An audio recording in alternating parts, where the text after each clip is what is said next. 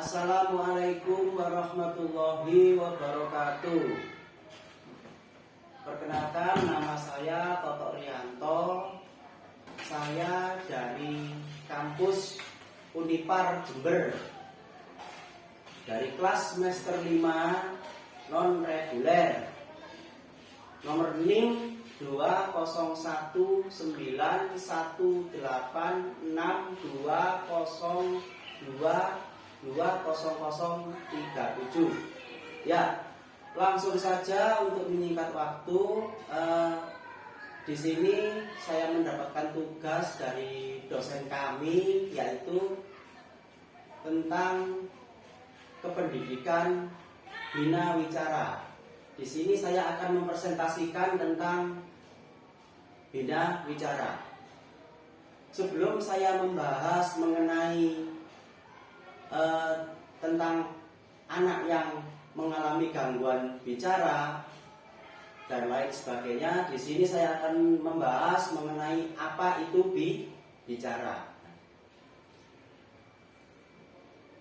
Yang dimaksud dengan bicara yaitu pengucapan yang menunjukkan keterampilan seseorang di dalam mengucapkan di dalam mengucapkan berbagai kata. Jadi bicara itu adalah pengucapan yang menunjukkan keterampilan seseorang, yang mana seseorang itu bisa mengucapkan berbagai kata. Contohnya, saya, ini, Ibu Budi. Nah, berarti dia kan bisa mengucapkan. Maka hal ini yang dimaksud dengan bicara. Baik. Akan tetapi dalam kehidupan ini kita sering menemukan berbagai keanehan-keanehan yang mungkin kita itu nantinya heran, ya, kenapa? Salah satu contohnya adalah kita sering mendengar atau melihat, loh, anak itu loh tidak bisa bicara. Kenapa? Loh, anak itu loh lambat bicara. Kenapa? Sebagai orang yang terpelajar atau orang yang berpendidikan atau orang yang mengetahui hal tersebut, pasti menjawabnya simple. Tidak bisa bicara karena sang anak tersebut mengalami gangguan bicara. Nah, pertanyaan selanjutnya, gangguan apa ya? Apa yang menyebabkan sang anak ini mengalami gangguan? Tentunya dikembalikan lagi bagi orang-orang yang terpelajar, tentunya multifaktor. Nah, multifaktor ini karena gangguan motorik. Nah, gangguan motorik ini mungkin pengucapannya lemah. Otot-otot mulut tidak bisa berfungsi secara maksimal, yang disebut dengan disatria dan sebagainya, ya. Termasuk ini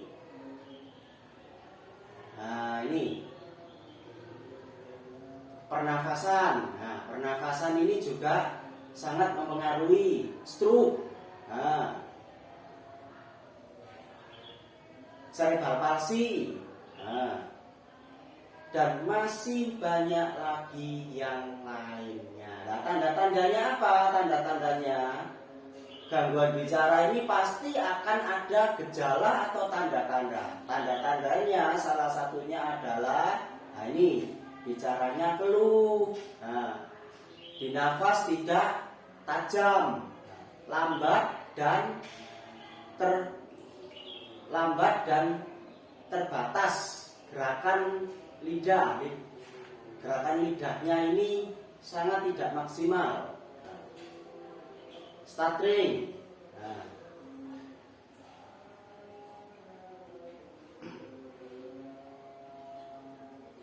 Nah, tuh.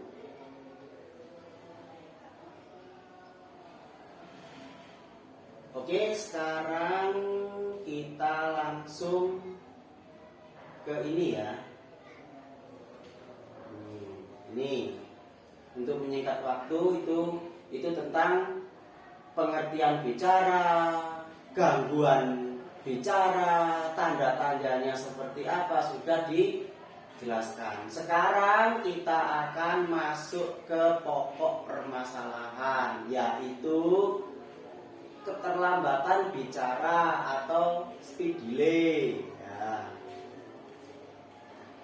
Nah, speed delay di sini diartikan adalah salah satu penyebab gangguan perkembangan yang paling sering ditemukan pada anak.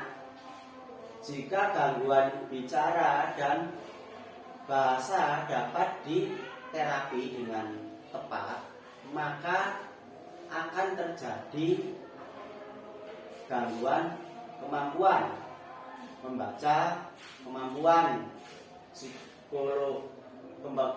psikososial dan kemampuan akademis. Nah, kalau bicara mengenai anak lambat bicara, ini terjadi pada anak yang berusia 3 tahun. Kalau di usia balita saja sudah mengalami yang namanya gangguan atau lambat bicara, maka ini bisa diartikan anak ini mengalami lambat bicara atau speed delay. Langsung pada faktor penyebab anak ini mengalami speed delay. Faktornya adalah, salah satunya adalah ini, televisi.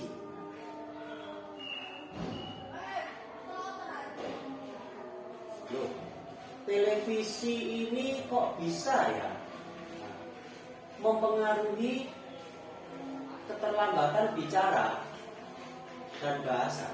Tentunya ada hal-hal yang perlu diketahui. Kenapa kok televisi?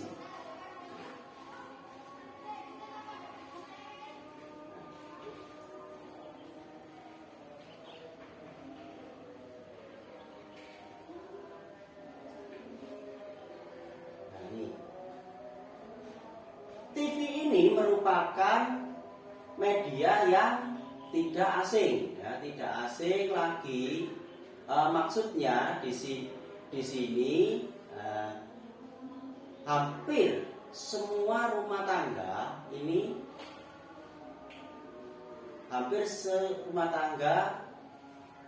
terutama menengah ke atas, ya, terutama di Indonesia, memiliki pesawat TV.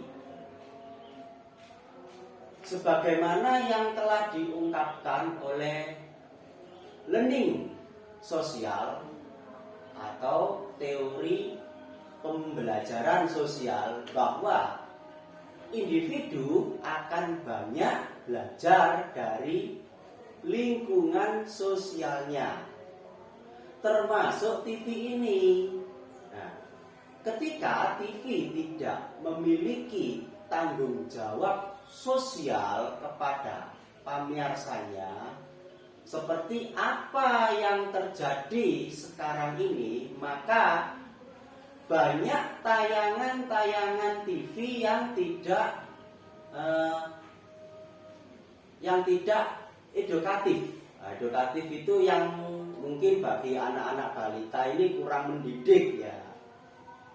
Nah, bagi anak-anak balita, edukatif itu hubungannya dengan pendidikan.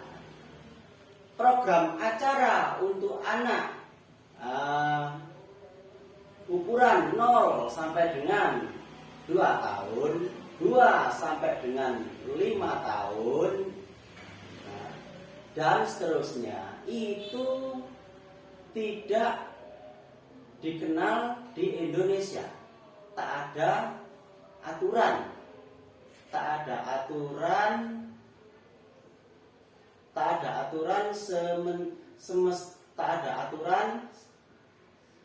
segmentasi jam. Nah, jam tayang nggak ada aturan seperti itu, dan tidak, nah ini apa ini? Tidak ada panduan untuk mengenai hal itu. Nah, anak di bawah, maksudnya ini, anak di bawah usia 10 tahun merupakan faktor yang membuat anak lebih menjadi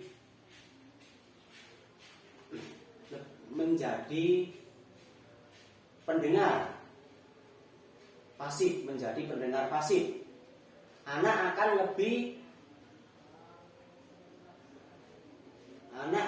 lebih berperan sebagai pihak yang menerima tanpa harus mencerna dan memproses informasi yang masuk.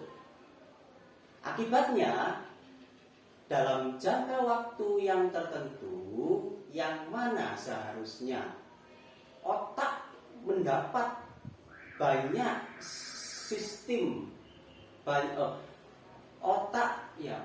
mendapatkan banyak stimulasi dari lingkungan orang tua untuk kemudian memberikan F, namun karena yang lebih banyak memberikan stimulasi adalah TV, maka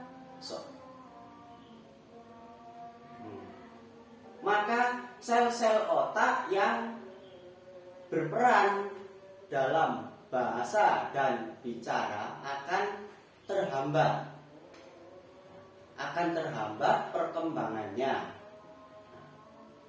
Nah, itulah salah satu faktor yang menyebabkan anak ini lambat bicara. Salah satunya adalah TV. Sudah kami jelaskan. Oke, untuk menyingkat waktu supaya biar tidak berlarut-larut, kita langsung saja ke pembelajaran.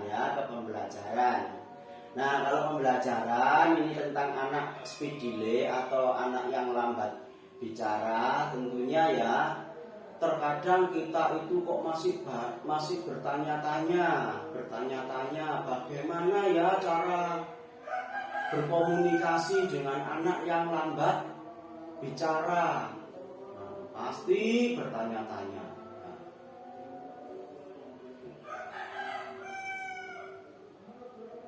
Gini ya, sebelum masuk ke pembelajaran, pemirsa yang ada di manapun berada,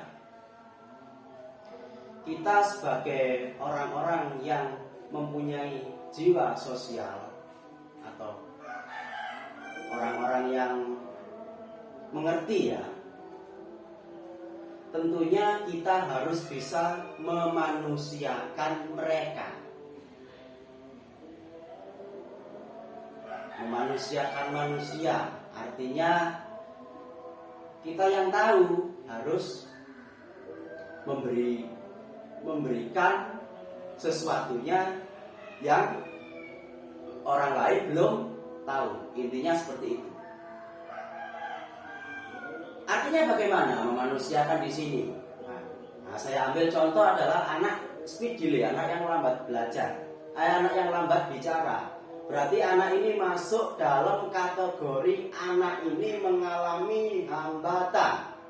Kalau mengalami hambatan berarti masuk pada anak berkebutuhan khusus.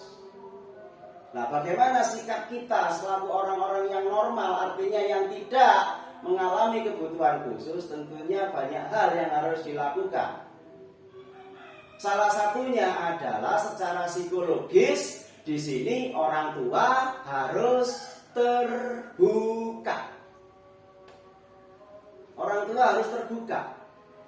Artinya tidak menutup-nutupi keburukan atau masalah yang dialami oleh putra-putrinya. Nah, nanti proses pelaksanaannya gimana? Orang tua harus menyekolahkan anak tersebut. Terutama yang barusan kita bahas ini tentang speed delay. Disekolahkan.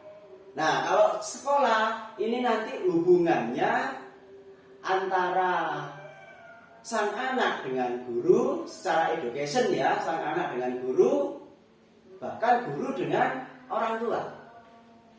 Itu aja aturan. Guru memberikan pendidikan. Nah, sekarang kita masuk ya, kita masuk ke pendidikan anak speed delay. Bu Linda yang dirahmati Allah Subhanahu wa taala. Memberikan pembelajaran kepada anak yang lambat belajar. Yang kami ketahui di sini, guru pertama kali ya biasa ya, kalau pagi ya mengucapkan selamat pagi atau mengucapkan assalamualaikum dan sebagainya, terus memimpin doa dan sebagainya. Nah, itu hal yang wajar. Setiap guru harus seperti itu. Tapi yang lebih, ketika itu sudah dilakukan, nanti pas dalam pembelajarannya, pertama kita latih dulu si anak itu tadi. Nah, maksudnya gini Bu, anak yang mengalami lambat bicara kita latih. Pertama yang harus kita lakukan adalah tentang pernafasannya dulu. Pernafasan. Yang kedua adalah kita melatih sang anak itu untuk membuka, ya belajar, misalkan belajar membuka mulut. Nah, buka mulutnya, buka ini. Memang sulit, tapi insya Allah kalau ini bisa dilakukan secara terus menerus dan sang guru, terutama guru SLB ya, kalau telaten, insya Allah dengan izin Allah semuanya akan bisa berjalan dengan maksimal ya. Semua itu proses membuka mulut, membuka mulut.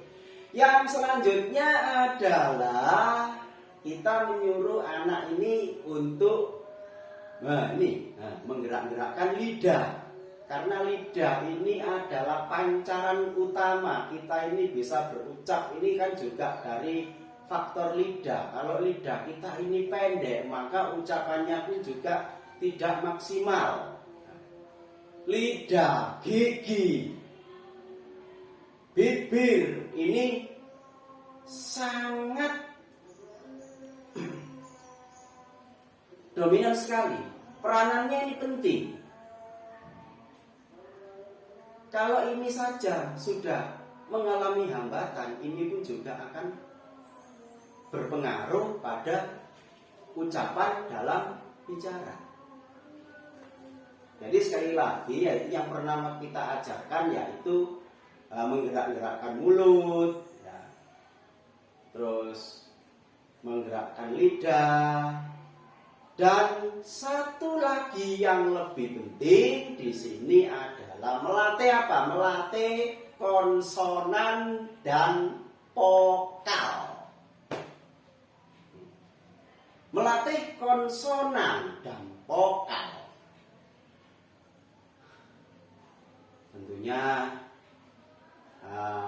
banyak, tentunya akan ditanyakan ya, apa itu konsonan, apa itu vokal. Menurut pengetahuan saya pribadi, yang dimaksud dengan konsonan di sini adalah semacam huruf, huruf yang mengalami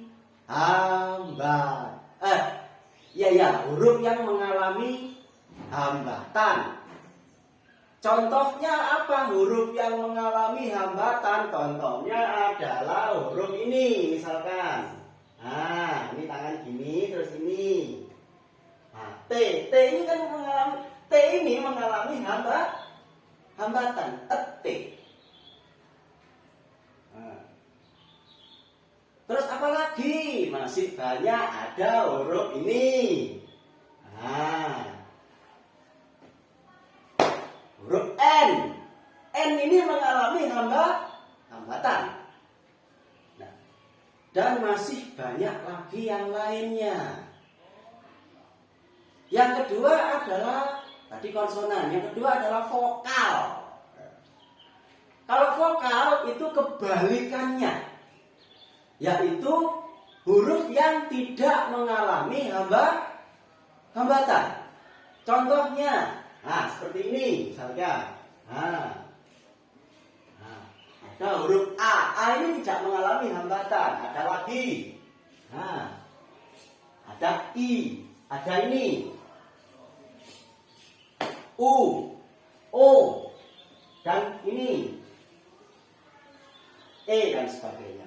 Ini harus kita ajarkan kepada anak yang mempunyai lambat bicara. Ya, tentunya harus memerlukan ketelatenan yang khusus, karena yang kita ajarkan ini adalah anak yang berkebutuhan khusus, speed delay. Ya, itu saja dari kami yang bisa kami presentasikan.